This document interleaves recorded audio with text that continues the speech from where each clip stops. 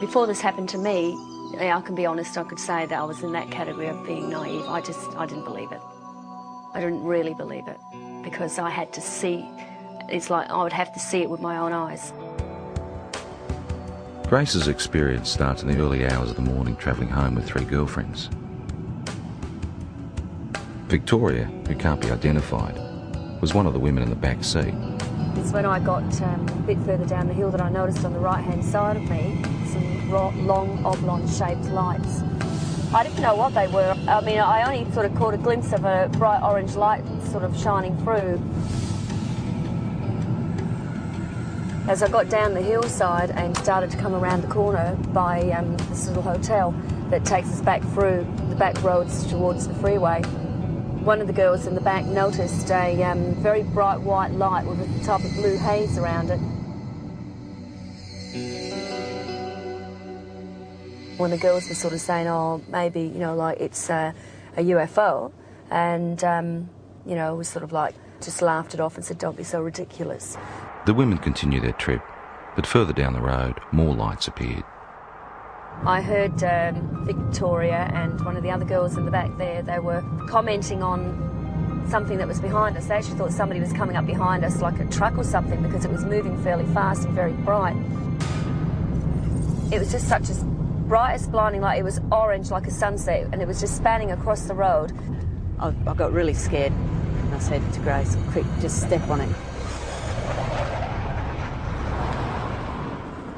Because I knew there was a town just a kilometre up the road.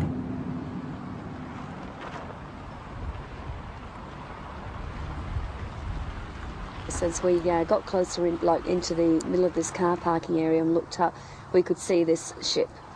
Well, that's what you'd have to call it, because it was, you know, definitely not an aeroplane, and it was something from definitely not this world, that's for sure.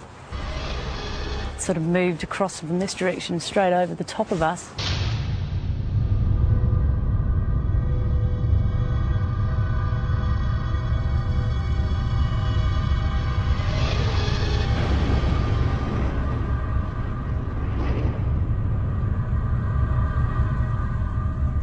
Sort of disappeared into a gully where we lost sight of it.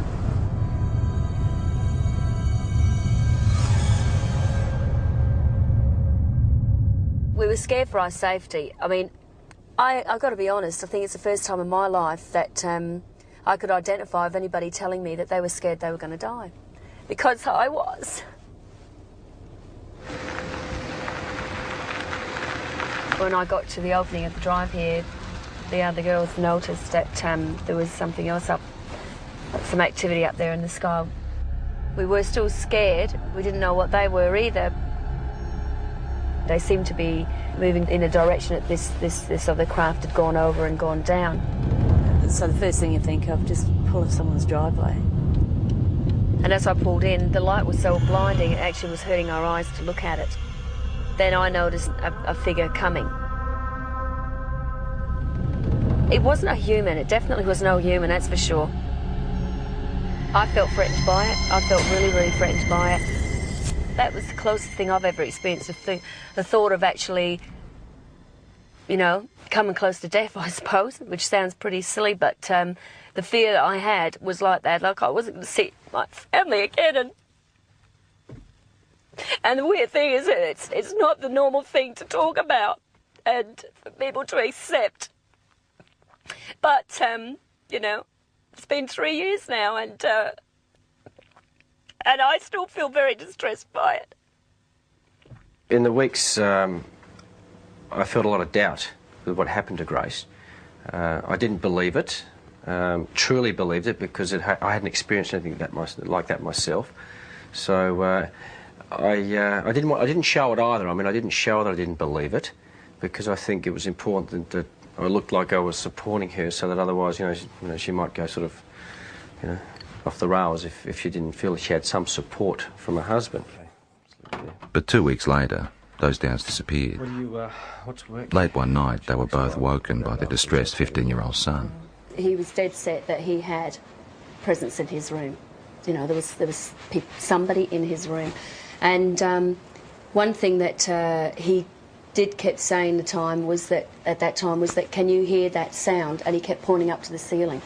And we could hear this low drone sound. I knew then I'd heard that sound before. We got back into bed and I was laying there. And I thought, do I lie here and just let this thing go through and just, you know, try and wipe it off as another bad experience, or do I actually get up and look, and if it is what I think it is, then maybe my husband will be able to see for the first time and he will believe. I just couldn't believe what I was seeing. When you see an object that's just sort of floating through the air, right, at slow pace, and you think to yourself, oh my God, it struck me as, you know, being awesome. It's just something unbelievable.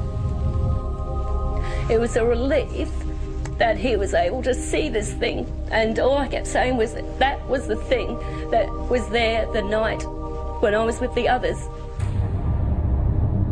Certainly by its nature, by the way, characteristics of the way it just hovered across the house at a slow pace, yeah, no, nothing man-made. Not from this country, not from this earth, I should say. So you want me to... Even though Grace and her husband ended up experiencing the same craft, their ways of coping with it differ. Take them down to training. You either accept it or you don't accept it, and I tend to say now, after I've seen it with my own eyes, I accept it, but I don't, you know, harp on about it and talk about it, and if it's just one of those things you try and leave as a part of your life that's happened, and let's get on with things, let's move on from here, you see. And that's how I sort of try and treat it, rather than try and find an explanation as to what it is. Yeah, I really don't have a theory yet. It's basically, it's more the fear. Again, I don't know why, because I'm still here and I am healthy, you know, I mean, but the fact is it's just a worry because you don't know. You just don't know. What do you reckon it is? Got no idea.